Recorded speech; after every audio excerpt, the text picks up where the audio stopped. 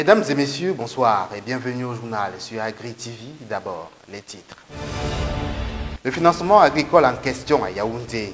Les promoteurs et acteurs du domaine se sont récemment réunis dans la capitale camerounaise. Une concertation de 3 jours afin de réfléchir sur la réorganisation du financement des projets agricoles pour une relance véritable des chaînes de valeur dans le domaine. Du poisson made in Cameroun en plus grande quantité sur nos tables. Un agropole dédié à la denrée vient d'être inauguré dans la zone de Bagnou en région de l'Ouest. Une initiative qui interroge quant à la production réelle du poisson dans notre pays. Baisse des prix du cacao, grande dame de nos producteurs, de 1400 francs CFA il y a 2 ans. Nous sommes rendus à 900 francs, voire 600 francs le kilogramme Borchamp dans certaines localités camerounaises. Qu'est-ce qui explique cette dégringolade? Réponse dans le dossier de ce soir. Et puis les pertes post-récolte se chiffrent à environ 30% de la production agricole camerounaise. Un fléau qui résulte du manque ou alors du faible taux de conservation des aliments produits chez nous. Comment les agriculteurs font-ils face à ce problème? Nous le verrons dans le focus de ce soir. Une fois de plus, bienvenue au journal. Accéder au financement des projets en général et des projets ruraux en particulier relève d'un exploit au Cameroun. Outre les mesures embarrassantes et les tracasseries que connaît cette activité, il existe des zones d'ombre non élucidées. Ils étaient donc une trentaine à se réunir autour d'une table afin de revoir les nouvelles stratégies de financement des projets ruraux et d'identifier les produits de financement des chaînes de valeur. Les détails, Nicolas Abessolo, Guy Parfait, Iba. Ils étaient une trentaine à se réunir autour d'une table afin de revoir les nouvelles stratégies de financement des projets ruraux et d'identifier les produits de financement des chaînes de valeur. Les financements agricoles, dans les pays en voie de développement, sont le seul apanage des agriculteurs et des acteurs des petits métiers. Pour cette raison, les acteurs et promoteurs des établissements de microfinance se sont réunis autour d'une table 3 jours durant, au fond de redéfinir l'adéquation entre la relance et la finance agricole sous d'autres aspects et l'inadéquation entre ces financements et les principaux demandeurs. Durant 3 jours, les financiers du monde rural se sont assis, ont élagué et épilogué en vue de discuter sur de nouvelles approches de financement. Mieux identifier les produits de financement de chaînes de valeur agricoles en était la cerise sur le gâteau. L'intérêt de ce séminaire de formation, c'est d'imprégner les financiers, les gens qui donnent les crédits aux paysans, de connaître mieux le secteur agricole et de savoir vraiment le besoin et de connaître les chaînes, les maillons des chaînes de valeur qui peuvent financer et qui peuvent rapporter de l'argent et adapter aussi le crédit à ces maillons. Un atelier de formation qui semble tomber à point nommé quand on sait combien les deux parties ont maille à partir. Discerner et déceler les types de produits, les zones, les périodes sont entre autres les points sur lesquels se sont formés les financiers du monde rural et qu'ils souhaitent mettre en exécution immédiatement après. Nos principales activités, c'est le financement agricole. Et dans ça, vous pouvez trouver, donc, il y a le cacao, il y a le café, il y a le manioc, il y a le macabo, il y a la plantation, il y a plusieurs types de... Même ce qui fait l'haricot et le maïs. Et le porc, le poulet de chair, le pondeuse, et même le chèvre et autres.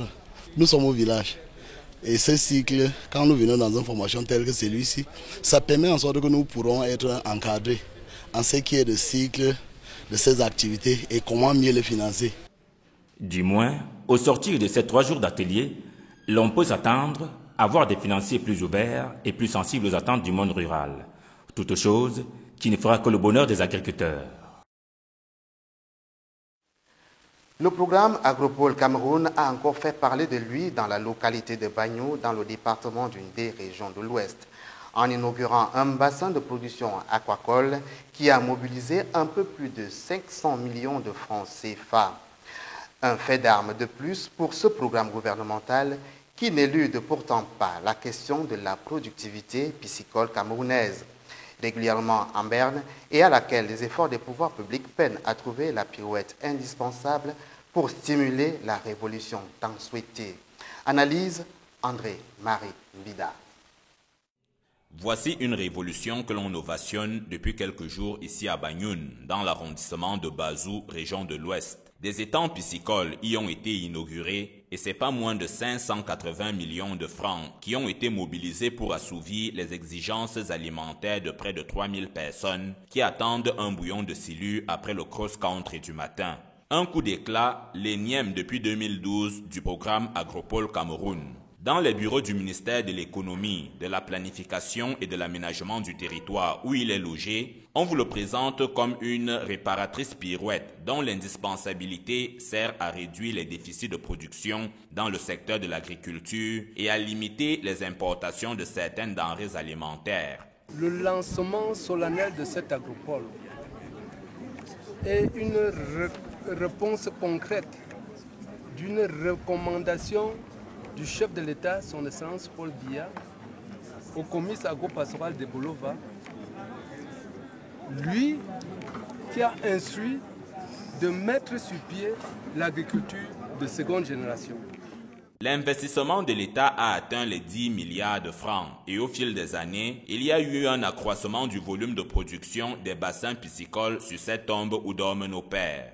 300 millions de francs ont été investis dans le projet d'appui au développement de l'élevage du tilapia en cage au Cameroun. 1000 tonnes de poissons sont attendues par an à Ngoulmakong dans le sud et à Limbe dans le sud-ouest. L'objectif est d'ailleurs très clair pour cette multitude de projets. Porter la production aquacole du pays à pas moins de 100 000 tonnes de poissons par an. De louables intentions qui n'ont pourtant pas plus d'efficacité qu'un morceau de sucre dans un seau plein d'eau. Au pays du Kanga et du Bifaka, le déficit actuel de production du poisson avoisine les 250 000 tonnes. La spirale malfaisante des exportations aspire chaque année 15 milliards de francs. Ce qui ankylose aussi la production nationale, c'est également le dédain que les plus jeunes opposent à une probable carrière de pisciculteur. Le système licence, master, doctorat des universités camerounaises peine à fournir plus de 300 étudiants, tandis que moins de 150 techniciens sortent annuellement des centres de formation. C'est l'heure pour nous de prendre le dossier de la rédaction qui a pour thème ce soir le cacao. 5 années tout au plus et 3 au moins, et vous voilà producteur de cacao. Depuis l'avènement de la nouvelle ère, la production du cacao a le vent en poupe au Cameroun. L'ère dite de l'agriculture de seconde génération voit ainsi passer du simple au double la production de cacao camerounaise. La génération hybride est l'un des éléments majeurs de ce cru. Mais au-delà de cet aspect, que dire de la qualité et de la quantité du cacao camerounais? Élément de réponse, Guy Parfait-Ba. 10,77%. Voilà évalué en termes de pourcentage la production du cacao au Cameroun pour le compte de la campagne finissante. Au regard de la campagne précédente, elle est passée du simple au double. Le cacao, l'une des cultures de rente au Cameroun, est produit dans la plupart des régions du Cameroun, mais sa production est plus exercée dans les régions du centre, du sud, de l'est, du sud-ouest, du littoral, de l'ouest et précisément dans l'Ondé, la Menoie et du nord-ouest. L'on peut dire que la production du cacao au Cameroun connaît une remarquable expansion, bien qu'asphyxiée à divers niveaux. Le vieillissement de la main-d'œuvre et des plantations, l'appauvrissement des sols, l'obtention des plants et bien d'autres encore. La jeunesse, quant à elle, suffisamment interpellée par les pouvoirs publics, semble avoir donné son accord à l'appel. Après 5 ans, tu deviens un grand planteur. Tu as 100 ans. Si tu vis 100 ans, tu mets long sur terre. Ton cacao est là. Longtemps remis en cause à l'échelle internationale, le cacao camerounais s'est indéniablement amélioré en termes de qualité et de quantité ces dernières années. 5 années tout au plus et 3 au moins, et vous voilà producteur de cacao au Cameroun. À encore les tendances et les chiffres, la campagne qui s'achève n'a en rien été exceptionnelle. Néanmoins, de bons crus. Malgré les contrebandes, les sorties non maîtrisées et frauduleuses du cacao, la production 2016-2017 a atteint 22 665 tonnes. Ce qui a permis au 5e producteur mondial de cacao qu'est le Cameroun de franchir la barre de 230 000 tonnes avec plus de 80% de la production constituée de cacao de grade 2. Au regard de cette remarquable ascension, les regards sont tous tournés vers la nouvelle semence de cacao appelée hybride. Des questions qui stimulent les curiosités et aiguisent l'appétit des producteurs. Le cacao hybride serait-il à l'origine de cette virée brusque? L'avenir nous en dira des bonnes. En tout cas, Josué Tansi. Le respect des techniques culturales n'est pas le seul gage de la qualité du cacao. Encore faudrait-il y appliquer toutes les règles du processus post-récolte afin de le rendre encore meilleur. Des règles qui se tiennent dans le respect des conditions de séchage, de stockage et de conservation. Depuis peu, le gouvernement camerounais s'est lancé dans une vaste campagne de création de centres d'excellence de traitement post-récolte du cacao. Une initiative qui prouve à suffisance que la conservation reste un pan très important dans la production de cette culture de rente au Cameroun. Les détails dans cette analyse. La conservation du cacao reste un véritable problème pour les producteurs camerounais. Pour la plupart autodidactes, ceux-ci ne maîtrisent pas toujours toutes les règles y afférentes. Malgré les différentes formations distillées dans les coopératives et autres regroupements de planteurs, le discours tarde à passer. Les méthodes artisanales telles le séchage au feu, à même le sol ou sur des surfaces goudronnées, sont toujours utilisées. Dans nos pays tropicaux, la conservation du cacao est très difficile en raison des conditions climatiques. La détermination au laboratoire de la teneur en eau, en bâche sèche, des échantillons de cacao camerounais après séchage prélevés durant les enquêtes montre qu'elle varie de 10 à 20% au lieu de 8% qui sont la teneur en eau recommandée. La plage de la teneur en eau trouvée démontre une insuffisance de séchage. C'est sûrement la raison pour laquelle le gouvernement de la République a décidé de la création des centres d'excellence de traitement post-récolte de cacao. Techniquement, ce sont des ensembles constitués de 2 unités permettant en même temps la maîtrise de la chaîne de qualité. Il va produire un cacao d'excellence. C'est ce site où les producteurs apportent leurs fèves nouvellement écabossées, toutes fraîches. Ils viennent tous ici les fermenter, puis les faire sécher. Le négoce aborde le problème de la qualité des fèves de cacao au travers de références standards définies dans les contrats de vente. Les normes françaises, peu différentes des normes américaines ou anglaises, stipulent que le cacao livré doit être raisonnablement exempt de fèves à goût étranger au cacao et de fèves défectueuses. Au Cameroun, le décret numéro 97/130/PM du 21 mars 1997 réglementant le conditionnement et la commercialisation des fèves de cacao définit les critères de qualité et le classement du cacao marchand en 4 types: le grade 1, le grade 2, le hors standard et les résidus du cacao. Ainsi, le cacao ne peut être commercialisé que s'il satisfait à certaines conditions, à savoir qu'il soit fermenté, qu'il soit sec, c'est-à-dire qu'il ait un taux d'humidité ou de teneur en eau inférieur ou égal à 8%, qu'il soit propre et exempt de corps étrangers, notamment de débris de cabosse, des débris de bois et de parties minérales diverses, qu'il soit dépourvu d'odeur de moisi, de fumée ou d'insecticides. Pour les besoins concurrentiels, un effort doit être fait afin de s'arrimer aux normes ci-dessus citées. Car en effet, les industries européennes et américaines, principales débouchés du cacao produit au Cameroun, ont besoin d'une offre durable et homogène de fèves dotées de traits qualitatifs répondant à leurs multiples exigences dans lesquelles la sécurité des denrées alimentaires, l'efficience et le rapport coût-efficacité sont des facteurs clés. Il convient donc d'insister sur l'importance d'un niveau élevé et uniforme de qualité. Pour ce faire, il est nécessaire d'améliorer la qualité du cacao camerounais via la vulgarisation des meilleures méthodes de séchage, de stockage et de conservation post-récolte, afin que le cacao du Cameroun, longtemps prisé, garde toujours ses lettres de noblesse et puisse résister à la concurrence qui se fait de plus en plus rude.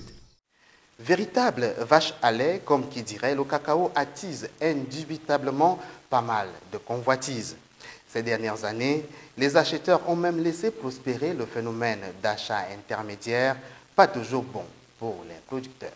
Le corsage, comme il va, c'est avec Nicolas Bessolo et André-Marie Mbida.